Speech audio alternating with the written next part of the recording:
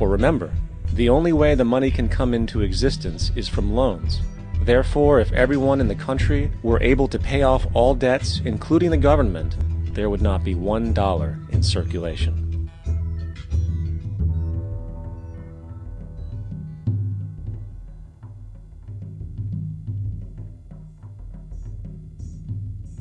In fact, the last time in American history the national debt was completely paid off was in 1835, after President Andrew Jackson shut down the central bank that preceded the Federal Reserve.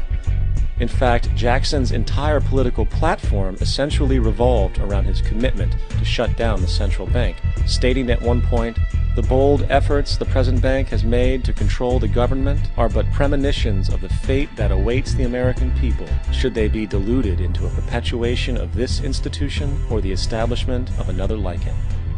Unfortunately, his message was short-lived, and the international bankers succeeded to install another central bank in 1913, the Federal Reserve. And as long as this institution exists, perpetual debt is guaranteed.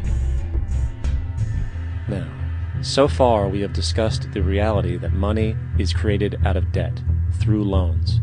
These loans are based on a bank's reserves, and reserves are derived from deposits. And through this fractional reserve system, any one deposit can create 9 times its original value, in turn debasing the existing money supply, raising prices in society.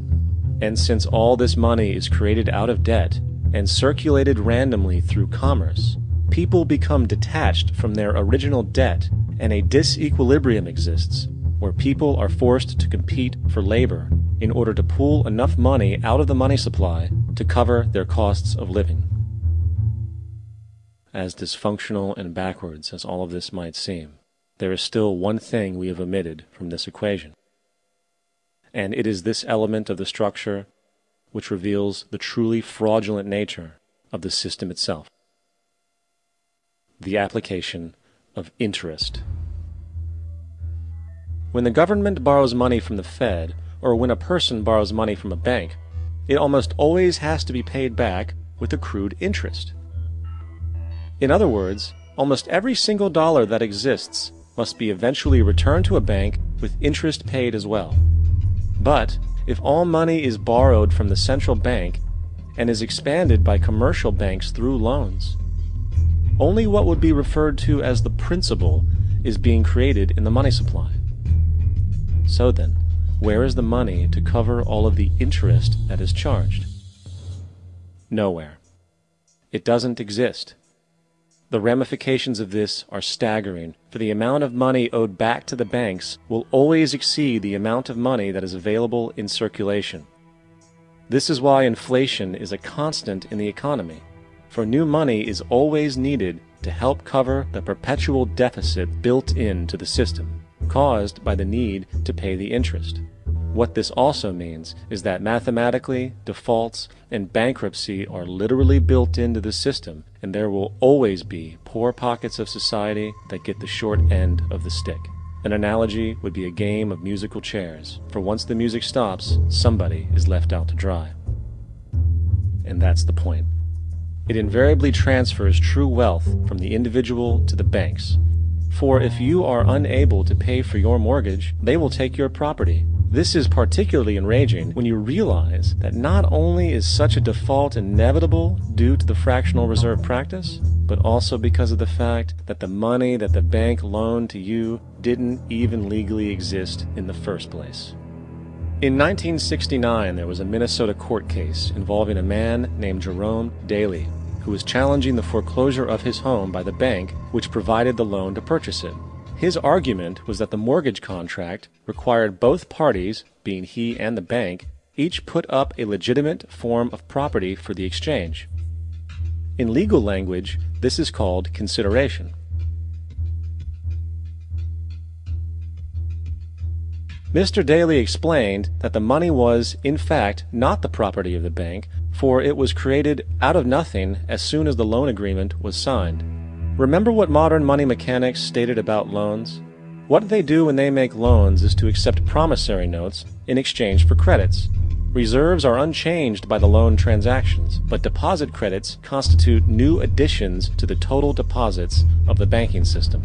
In other words, the money doesn't come out of their existing assets. The bank is simply inventing it, putting up nothing of its own, except for a theoretical liability on paper. As the court case progressed, the bank's president, Mr. Morgan, took the stand, and in the judge's personal memorandum, he recalled that the plaintiff, bank's president, admitted that, in combination with the Federal Reserve Bank, did create the money and credit upon its books by bookkeeping entry. The money and credit first came into existence when they created it. Mr. Morgan admitted that no United States law or statute existed which gave him the right to do this. A lawful consideration must exist and be tendered to support the note. The jury found that there was no lawful consideration, and I agree.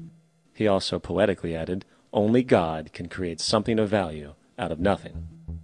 And upon this revelation, the court rejected the bank's claim for foreclosure, and Daly kept his home. The implications of this court decision are immense. For every time you borrow money from a bank, whether it is a mortgage loan or a credit card charge, the money given to you is not only counterfeit, it is an illegitimate form of consideration, and hence voids the contract to repay, for the bank never had the money as property to begin with. Unfortunately, such legal realizations are suppressed and ignored, and the game of perpetual wealth transfer and perpetual debt continues.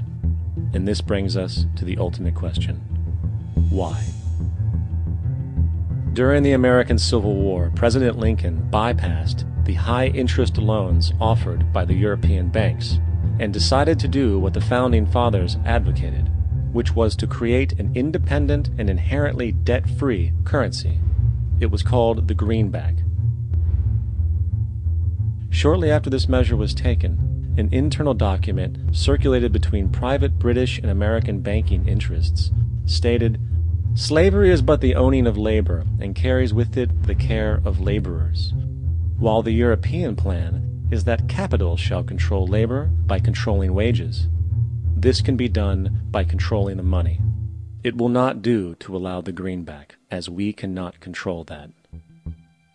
The fractional reserve policy perpetrated by the Federal Reserve, which has spread in practice to the great majority of banks in the world, is, in fact, a system of modern slavery. Think about it. Money is created out of debt. And what do people do when they are in debt? They submit to employment to pay it off. But if money can only be created out of loans, how can society ever be debt-free? It can't. And that's the point.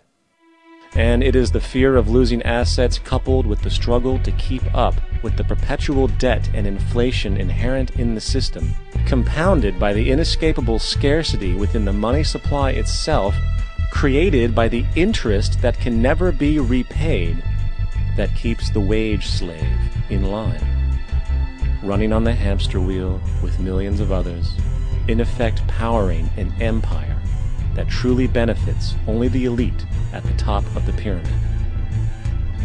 For, at the end of the day, who are you really working for? The banks. Money is created in a bank and invariably ends up in a bank. They are the true masters, along with the corporations and governments they support. Physical slavery requires people to be housed and fed. Economic slavery requires people to feed and house themselves. It is one of the most ingenious scams for social manipulation ever created, and at its core, it is an invisible war against the population. Debt is the weapon used to conquer and enslave societies, and interest is its prime ammunition. And as the majority walks around oblivious to this reality, the banks, in collusion with governments and corporations, continue to perfect and expand their tactics of economic warfare, spawning new bases, such as the World Bank and International Monetary Fund, while also inventing a new type of soldier, the birth of the economic hitman.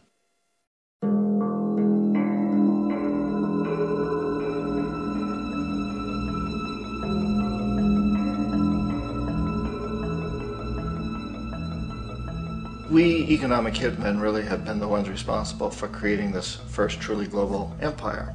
And we work many different ways.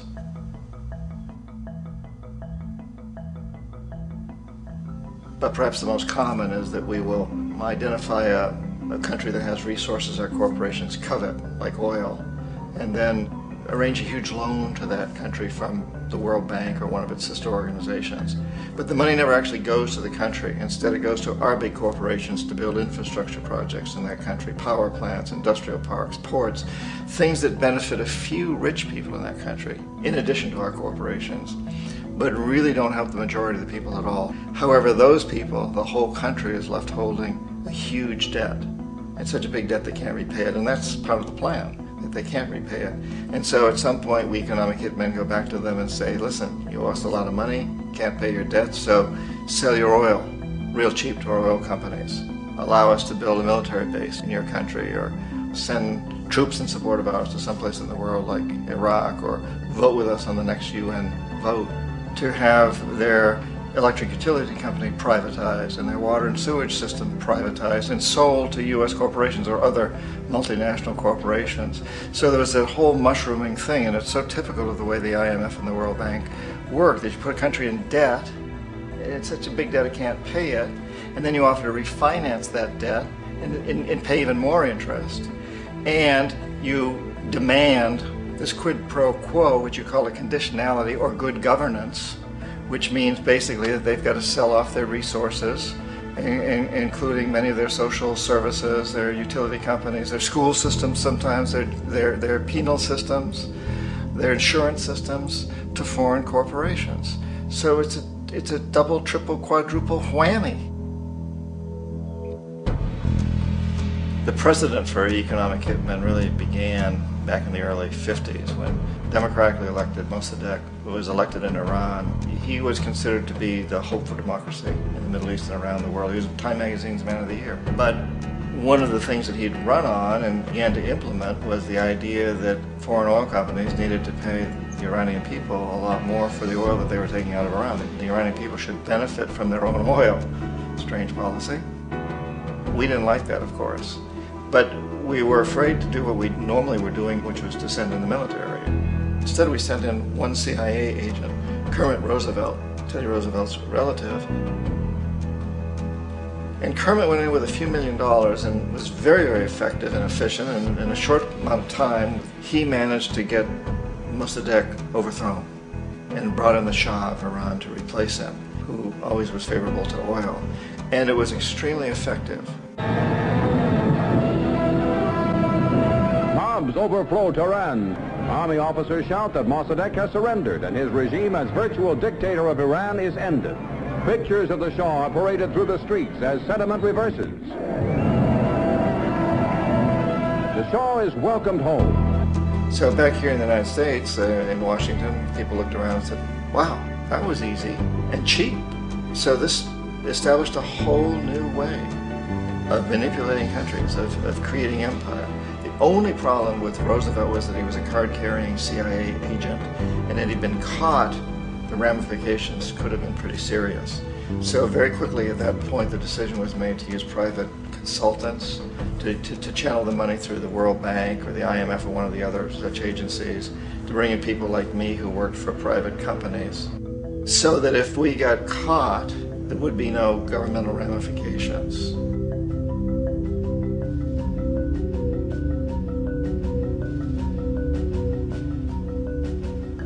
When Arbenz became president of Guatemala, the country was very much under the thumbs of United Fruit Company, the big international corporations. And Arbenz ran on this ticket that says, you know, we want to get the land back to the people. And once he took power, he was implementing policies that would do exactly that, give land rights back to the people. United Fruit didn't like that very much. And so they hired a public relations firm, launched a huge campaign in the United States to convince the United States, the people, the citizens of the United States, and the press of the United States, and the Congress of the United States, that Arbenz was a Soviet puppet, and that if we allowed him to stay in power, the Soviets would have a foothold in this hemisphere. And that, at that point in time, was a huge fear on everybody's mind, the Red Terror, the Communist Terror. And so, to make a long story short, Out of this public relations campaign came a commitment on the part of the CIA and the military to take this man out. And in fact we did. We sent in planes, we sent in soldiers, we sent in jackals, we sent everything in to take him out, and did take him out.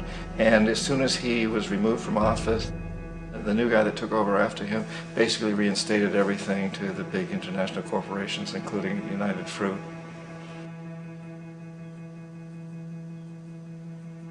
Ecuador for many, many years had been ruled by pro-US dictators, often relatively brutal. Then it was decided that they were going to have a truly democratic election. Jaime Roldos ran for office, and his main goal, he said, as president would be to make sure that Ecuador's resources were used to help the people. And he won overwhelmingly.